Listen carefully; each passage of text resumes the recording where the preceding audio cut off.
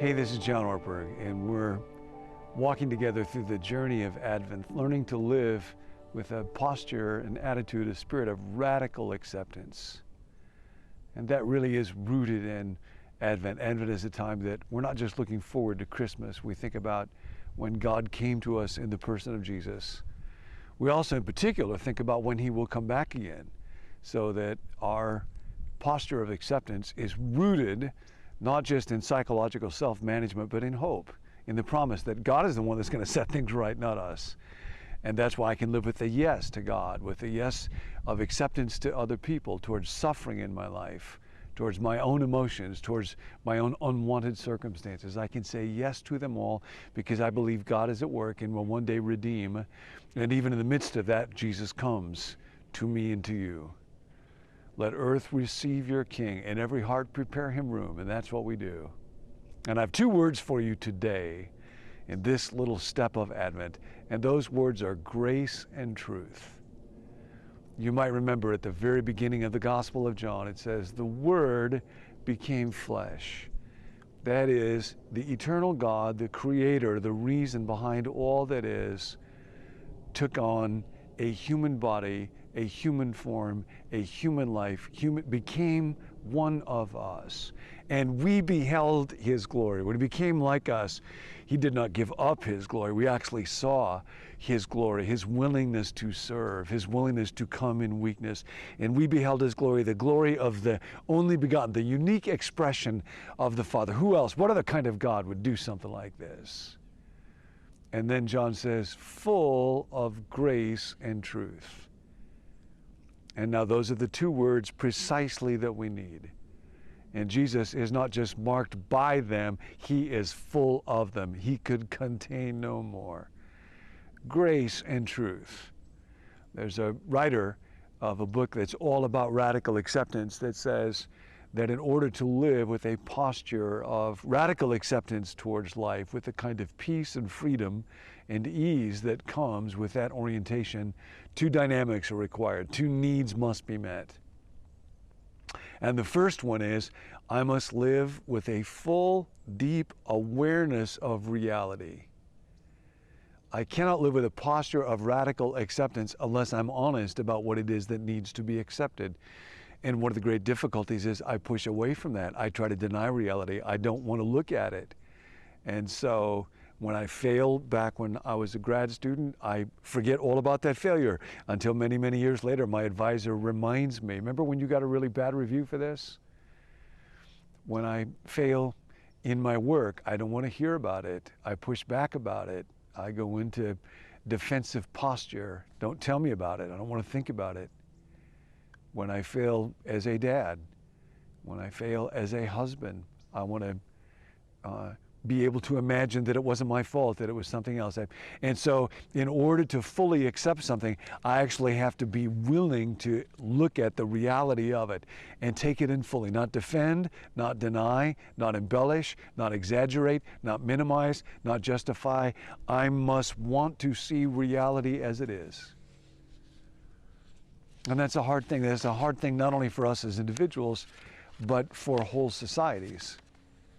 Our nation right now is struggling with discovering what is the truth about ourselves. How do we ever know? And there have been a couple of very high-profile trials, one in Kenosha, Wisconsin, the trial of Kyle Rittenhouse, and then another one, the trial of the killers of Ahmaud Arbery. And as a country, as we try to look at, will there ever be justice? There's all of the intricate details of an individual case, but those are all embedded in this much larger swirl, this search for justice, and this situation where decade after decade, decade after decade, creating a society where a little baby is born and has the same opportunities regardless of its skin color, where a baby will not be born, and if it is African American, be more likely to be under-resourced, undernourished, undereducated. We have such a hard time doing that. Will we ever get to truth? Will we ever get to justice?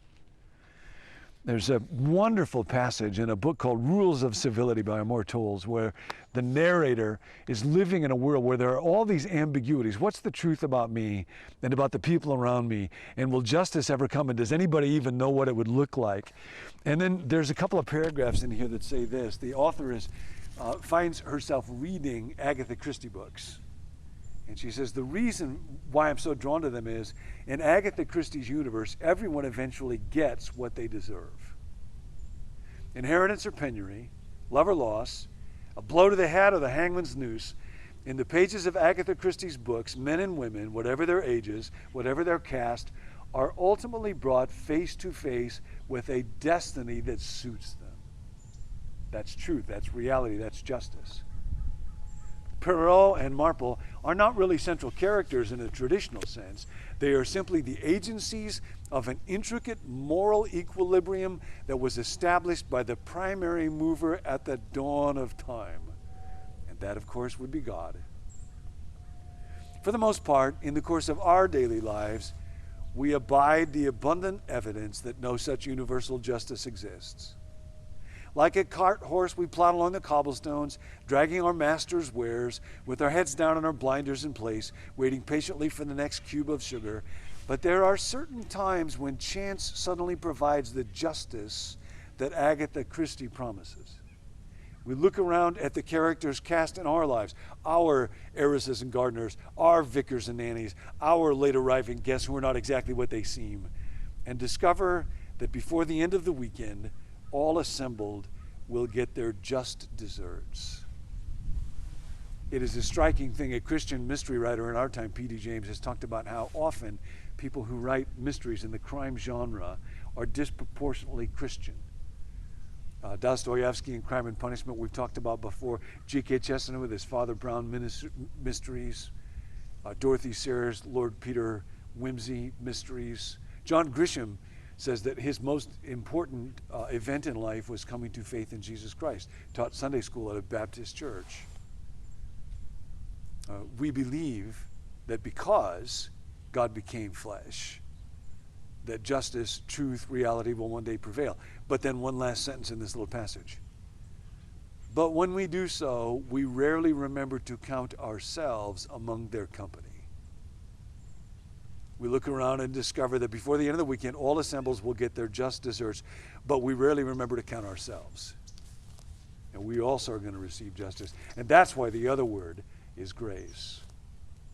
Jesus is full of truth, reality. Justice will come. But justice alone can be a terrifying thing if it is not accompanied with grace. Mercy, compassion, favor, goodwill. And Jesus is full of them.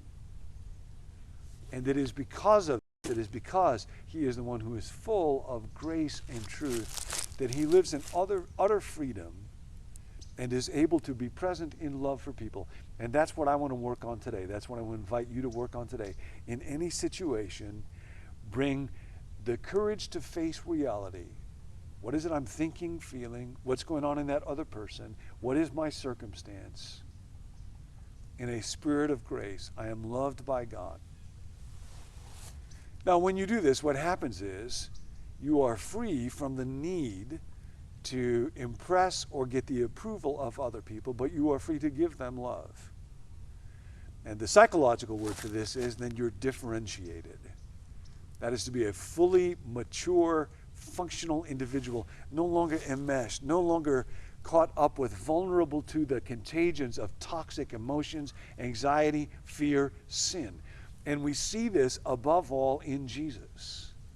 So when he's on a boat, there's a storm going on. Everybody in the boat is terrified. They're convinced they're all going to die. Remember what Jesus is doing? He's taking a nap. By the way, he brings what is classically called a non-anxious presence, little acronym, NAP, nap. It's the ability to take a nap when everybody's going crazy. That wonderful old poem by Kipling called If. If you can keep your head when all around you are losing theirs and blaming it on you. He is the wholly differentiated person. We see this from the very beginning. First time that we see him when he's 12 years old, His parents can't find him. They're desperate, they're frantic, they're anxious. His mom tracks him down in the temple where he's talking with the religious leaders. How could you do this to your dad and I? He doesn't get defensive. He doesn't apologize. Didn't you know I must be about my Father's business? His awareness of his identity and his vocation are extraordinary. And he doesn't detach. He goes back home. He obeys his parents. We see this over and over again in his life. When he's with a leper where nobody else would touch this person, he reaches out at risk of great stigma to himself. When he's in the temple and everybody else would be likely to conform, but he sees the way that the poor are being exploited by the temple tax system, he gets out a whip and drives the money changers away. That's the act of a deeply differentiated person. And then when he's on the cross, and we would expect him to be furious there and hostile, wait till my Father gets a hold of you. On the cross, he expresses unprecedented compassion. Father, forgive them, they don't know. Steve Cuss wrote a wonderful book, Managing Leadership Anxiety, told me recently that according to secular systems thinkers, Jesus of Nazareth is the most fully differentiated human being that ever lived. And that's just true. And now because Jesus was incarnated, you can be differentiated. That is a sentence you're not likely to see anyplace else this Advent, but it's true. You don't have to be enmeshed. You don't have to be caught up in other people's anxieties or please anybody. We can be free. So today, carry these two words, grace and truth. From one moment to the next, God, help me to see the truth. What's going on around me? What's going on inside me? My anxiety, my anger, my fear, my resentment, my boredom. And then instead of beating myself up for that and rejecting myself or condemning other people, God, let me live in grace. May the Jesus who came to Bethlehem, who is coming again, come to me today, come to you today, full of grace and truth. May the one who was incarnated make you differentiated. I'll see you next time. Hey, we're so glad you're here. More than a video to watch, we hope this is a community you can engage with. So add your voice to the comments.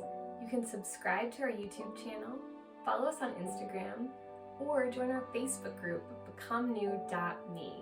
We'll be posting daily questions and resources for you to engage with. And if you want real-time text alerts, you can text the word BECOME to the number 56525. So take a step, get connected, and we'll see you next time.